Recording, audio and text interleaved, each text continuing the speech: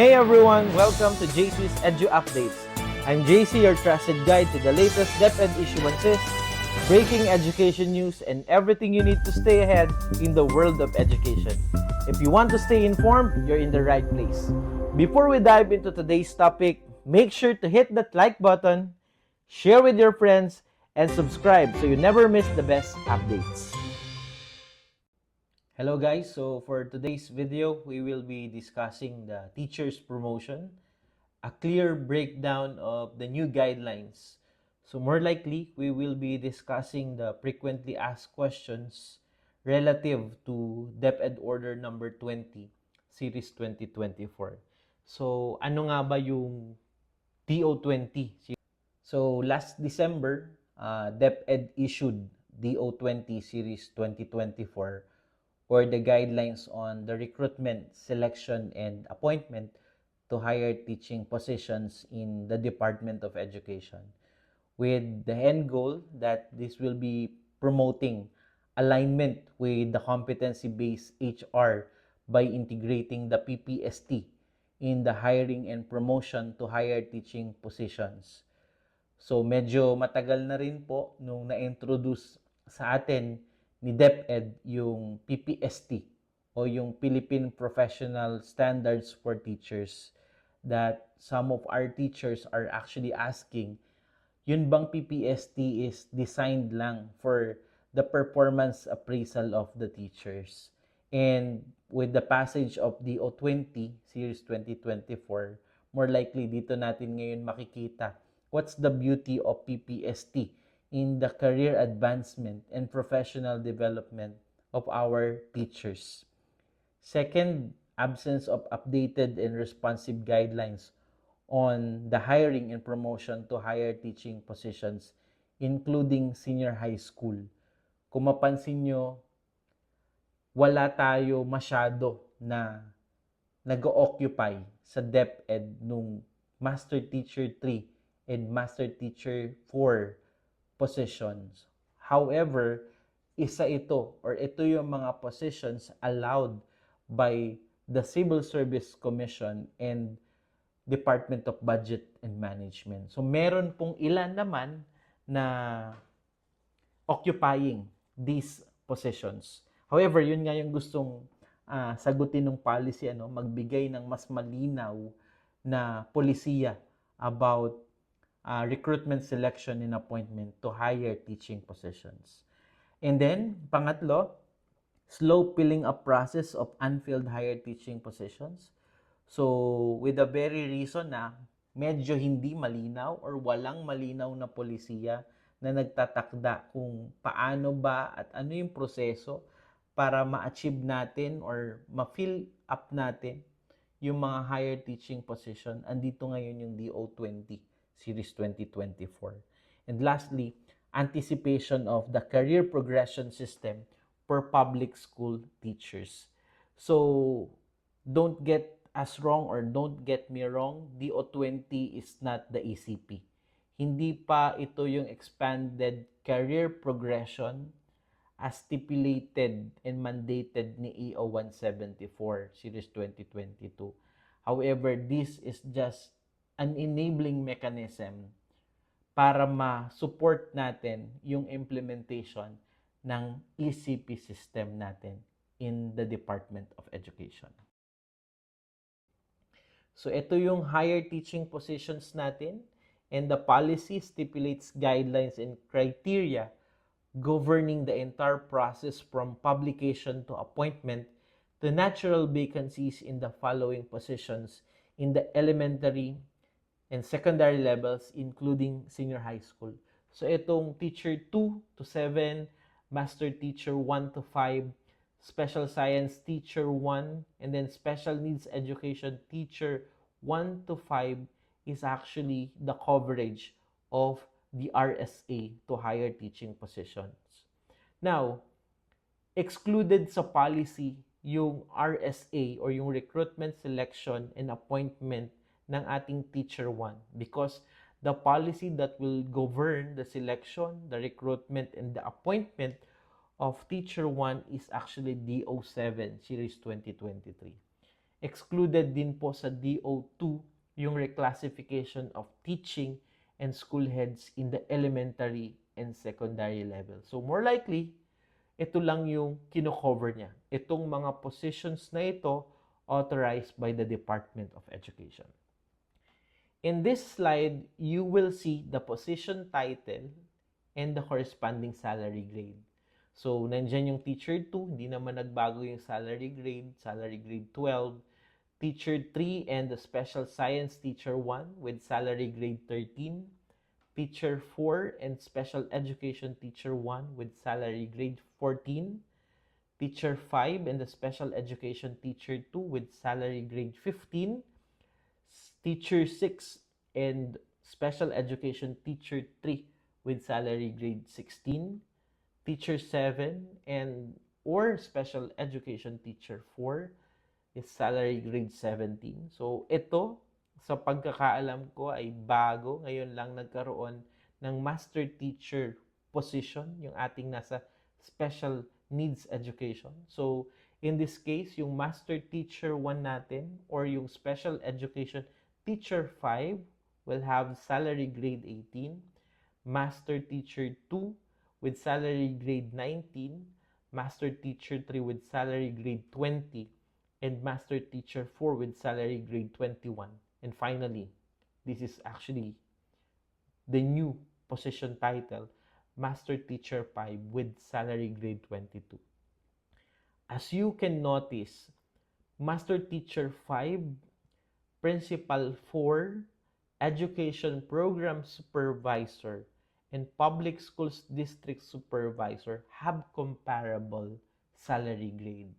And my own personal take is that siguro kaya ginawa ito para at least maiwasan natin na magkaroon ng brain drain sa loob ng classroom. Because practically speaking, our teachers are actually eyeing for promotion, for professional and career development. And more so, syempre yung increase ng salary. Kasi that's actually part eh. That's actually a practical reason of actually eyeing for a higher position. So, para at least maiwasan natin na mawala or umalis yung magagaling at mahuhusay sa classroom, ito yung ginawa ng ating ahensya. And that is actually to provide a comparable salary with those positions na potential na gustong puntahan ng ating mga teachers na nasa loob ng classroom. Next, as to effectivity. So, ang question natin ngayon, kailan nag-take effect yung DO20? O kailan siya nag-took effect? So, the DO shall take effect immediately after its publication to DepEd website and registration to honor. So, na-publish yung DO20 noong December 20, 2024 and based dun sa policy, it will take effect after its publication. So, more likely, the effectivity of DO20 is actually noong pang December 21, 2024. So, what's the use of this effectivity? So, what is the publication date of the vacant positions to be covered by the DO upon its effectivity? And this is actually the reason why. The policy shall apply to all higher teaching positions in the elementary, junior high school, and senior high school levels that will be published and posted a day after the issuance of the DO. Because in our HR system, part nung aming recruitment, selection, and appointment, dun pa lang sa recruitment, is the requirement of the state, specifically the Civil Service Commission, for the publication of vacant and anticipated vacancy in the government. So, ibig sabihin, kung yung position na nabakante o mababakante is na-publish the day after, or specifically saying December 21, ito na yung policy na mag-govern. At hindi na yung existing natin, which is yun yung nirescind or sinupersede, no?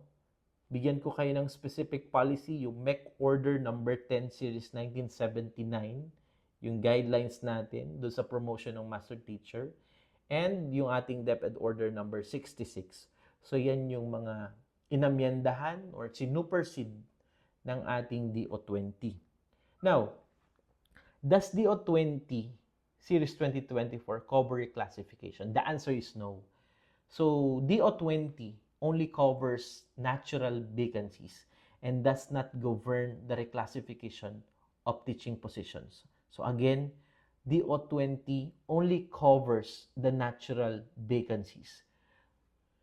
Therefore, the existing reclassification guidelines for teaching and school heads position in the elementary and junior high school shall remain in effect unless otherwise modified or amended by subsequent policies.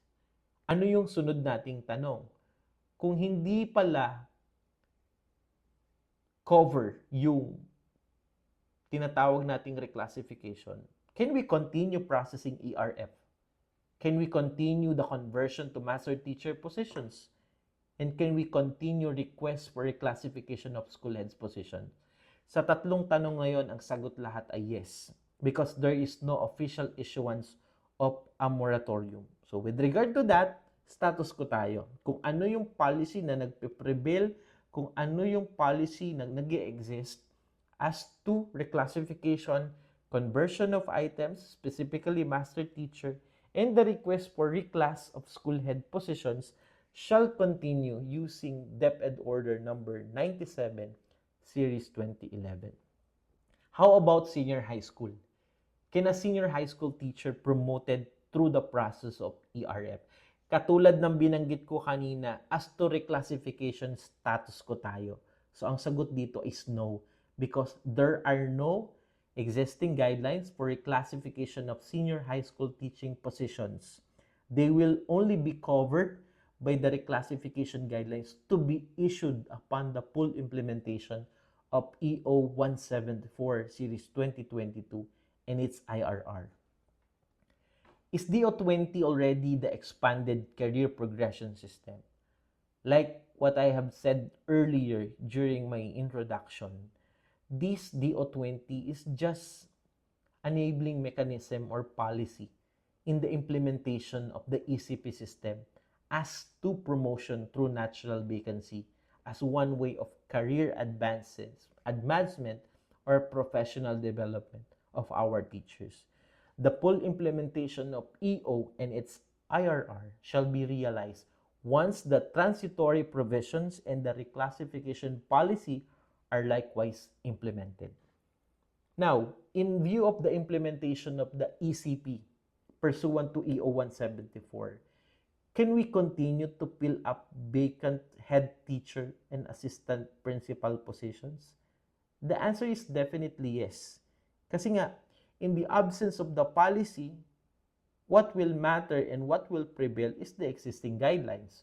So, base dito sa guidelines natin, authorized pa rin na plantilla position ang head teacher, regardless kung yan ay 1 man or 6, HT 1 to 6, and then assistant school principal position, still, all vacant HT and assistant school principal positions may still be filled up until the DBM DepEd Joint Circular and DepEd Order on the full implementation of the ECP system are issued, provided that the implications of ECP system on HT and assistant school principal incumbents are properly explained to the applicants. And currently, just to provide you an update, may ongoing na profiling ang DepEd through the Bureau of Human Resource and Organizational Development dun sa ating mga HT and TICs, OICs, and assistant school principals para doon sa pwedeng i-consider natin doon sa pag-fill up, no, ng ating principal positions. Actually, this is based on the recommendation na nakita natin dun sa EDCOM Year 2 report that majority of our schools in the entire country or equivalent to 55% of our schools ay wala pong principal na nag-lead sa school. So, This is actually alarming, no? Kasi medyo mahirap talaga, no? Sabi nga ni Secretary Angara, paano tayo makaka-expect kung yung mga schools pala natin is walang utak na gumagana? Because for Secretary, itong mga principals na ito yung utak ng school community. Next, are the approved qualification standards for Teacher 4 to 7 and Master Teacher 5 available? How do they impact the implementation of DO20 Series 2024? The answer to the first question is not yet. The QS for Teacher 4 to 7 and Master Teacher 5 is not yet available.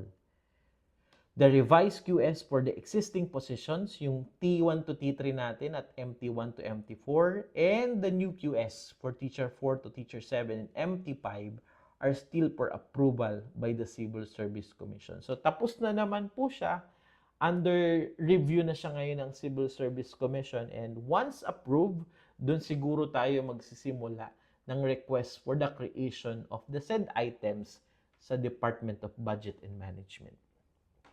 Given the absence of QS for Teacher 4 to Teacher 7, who is eligible for promotion to Master Teacher 1 vacancies upon the effectivity of the DO? So by principle natin, and even yun din naman ang nakalatag sa ora-ora ng Civil Service Commission, yung T1 to T3 incumbents who are actually considered to be the next in rank position per existing system of ranking positions or yung SRP may be promoted to MT1 provided that they meet the QS of the position subject to the guidelines specified in DO20 Series 2024. So isa ito sa medyo naging pagbabago or malaking pagbabago dun sa DO20. Kasi before, nung ang ginagamit pa natin is DO66, DO7, DO or MEC Order number 10, Series 1979. What the applicant must satisfy in order for him or her to be qualified is the minimum qualification standard. So, once na-meet niya yung education, yung training requirement, yung experience, and then the eligibility, pwede na siya at qualified. In DO20, nadagdagan. Andun yung minimum qualification standards kasi that's the basic. However, in this DO20, yung RSA natin to higher teaching positions, meron tayong tinatawag ngayon na performance requirement. At sa mga susunod na mga videos na i-upload ko, I'll be discussing in detail ano ba yung tinasabi ni DO20 na performance requirement. So, bawat position, bawat higher teaching position will particularly require a specific performance requirement. Next, can an external applicant apply to higher teaching positions? Actually, hindi lang ito tanong about external applicant. Even yung non-teaching natin or yung iba na kasama doon sa non-teaching career line can apply to higher teaching positions. So meaning to say, kung ang titingnan lang natin is yung policy, si DO20, ibig sabihin, pwede yung external applicant at yung nandun sa non-teaching career line na internal to the department can apply and hindi na nila kailangan dumaan sa Teacher 1 position. Yes, provided that they meet the required QS of the position subject to the criteria and assessment specified in DO20 Series 2024. What is the performance period requirement before a teacher can be promoted to a higher teaching position? Ito hindi to bago kasi talaga namang ang requirement natin is a 1-year complete performance rating period with at least very satisfactory. Kasi that's the minimum performance requirement natin para ka ma-promote at least BS ka in the latest rating period obtained in the current position is required. But now, as early as now, I am advising you to really get your IPCRF for the last 3 consecutive years kasi it will really help you a lot pagdating dun sa promotion nyo sa higher teaching position. So, maybe in the next video or the succeeding videos, maipaliwanag ko sa inyo what's the use of that IPCRF. No? Ang tagal na pala, di ba? Hindi na lang ngayon. Although, isang taon lang yung requirement, pero bakit sinasabi ngayon na may gagamitan or may paggagamitan yung last 3 consecutive performance rating. Okay? Next. How will the performance of external in non-teaching applicants be assessed? Sabi ng policy, nakafocus ito doon sa pag-integrate ng gamit ng PPST. Now, there will be a comparable performance requirement kasi more likely, teachers or personnel that are actually engaged in teaching in the private school is actually not using the PPST na ginagamit ni DepEd kasi that's internal to us eh. So, depende na lang kung in-apply nila. But then, I doubt, no? So, merong comparable performance requirement tayong titingnan and it shall be required for external applicants. So, dun din natin yun iisa-isahin, ano? Doon sa mga susunod na videos. Next, will the applicant with a lacking period of performance rating be disqualified? Ito yung sinasabi ko. Hindi na dapat tayo dumating dun sa point na magkakaroon tayo ng disqualification. Kasi doon pa lang, no, the applicant's application shall not be accepted and the applicant shall not be included in the pool of the official applicants. It's actually the duty of the HR and the subcommittee during the submission of application using the checklist of requirements to go through to all the pertinent papers that the applicant will be submitting. Simple lang naman yung checkin nila doon eh. As to minimum qualification standards ba? Qualified? Yes. As to performance requirement, hindi. Kasi hindi niya na-meet yung number nung kailangan ma-observe na performance indicator. So, definitely, the applicant will be informed na based on sa QS, yes, you're qualified, but as to performance requirement, medyo lacking. So, hindi natin pwedeng ma-process yung application. Is there a cut-off score for an applicant to be included in the comparative assessment results of higher teaching positions? In this case, sa pagpasok na DO20, meron. Kasi kay DO7, teacher 1 lang yung may 50 points na cut-off score. Ngayon, dito, yung magpapapromote pa mula teacher 2 pataas, meron po tayong cut-off score. So, the comparative assessment result shall contain only the applicants who meet the cut-off score of 50 points based on the total scores obtained from the comparative assessment.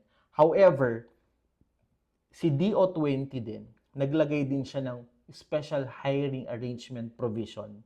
So, ito yung mga schemes like yung sa Pinas, ikaw ang ma'am at sir.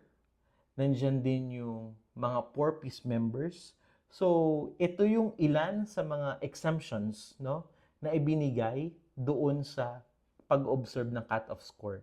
So, meaning to say, even this group na under dun sa special hiring arrangement did not meet the cut-off score, they will still be recommended for and considered for appointment by the appointing authority. Now, what's the validity of CAR for higher teaching positions? Ito yung isa pa na pinagbago. Kasi before nun, pag nagpa-process kami sa HRM-PSB, yung teacher 2 namin, hanggat hindi na uubos yung pool of qualified applicants, doon kami nakuha ng mga napopromote. No? But this time, kung based doon sa call for application or submission of applications ng teacher 2, na dalawa lang yung i-fill mo doon sa call na yon. May 20 na nag-apply, na fill up mo na yung 2 bakanting position, considered scrap na yung natitirang 18, and you will be having another call. However, as part of our internal policy, and even yun din naman ang sinuggest ng policy, na pwede naman si applicant sulat lang or magbigay lang ng letter of intent updating yung pertinent papers niya para hindi naman ganun ka-tedious both part ni applicant at ni HRM-PSB na every time na lang dadaan siya dun sa proseso na pinagdaanan niya like yung first time niya na nag-apply. So, it's actually a matter of communication between the applicant and the HRMO or the HRMPSB. Next, will the salary grade limitation still be applicable for those who want to apply for higher teaching positions? So the answer is yes, subject to the proper assessment on the eligibility of the applicant to the exemptions specified in Section 97 of the Civil Service Ora-Ora. So, ito naman po, meron talagang exemption din naman, particular provision, kung saan, halimbawa, kung talagang ikaw lang yung loan or loan applicant ka, that's one. The appointing authority can justify, can send or submit justification to Civil Service Field Office. Pangalawa, pwede din naman na highly technical yung nature, yung competency required by the position. Pangatlo, ikaw na yung next in rank. Kumbaga, ikaw na mismo yung or yung position na ino-occupy mo is the next position na yung ipipill. So, meron dong in-enumerate si Ora-Ora na under those circumstances, pwede si appointing authority to justify. So, kung ang tanong nyo dito is, ibig sabihin, sir, pwede pala na taon-taon ako ma-promote? The answer is yes. Sunod na tanong, kailangan ko ba, sir, na daanan yung teacher 2 bago ako pumunta ng teacher 3? The answer is no. So, it will now depend kung ano yung qualification mo ngayon, ano yung performance requirement na meron ka na nasasatisfy mo sa policy, you can jump to that position. So, QS, performance requirement, you can jump to the position. Observing the 3 salary grade limitation. Siyempre, yan yung tinatawag natin na quantum leap. But, definitely, hindi mo kailangan na. Ibig sabihin, it will require me 7 years from teacher 1 to teacher 7. So, it's not like that, no? So, nakadepende po yan sa ano yung qualification na meron ka at ano yung masasatisfy mo na performance requirement na hinihingi ng position that you want to apply or you intend to apply. Okay? So, with that, thank you so much. Thank you for tuning in to today's episode of JC's Edu Updates. I hope you found this breakdown of the new teacher promotion guidelines helpful. So, if you've got any questions or thoughts or requests for a topic that you want me to share, kindly drop them in the comments below. Don't forget to like, share, and subscribe for more updates on everything happening in education. Until next time, stay informed, stay inspired, and keep making an impact in the world of teaching. See you in the next video. Thank you, guys.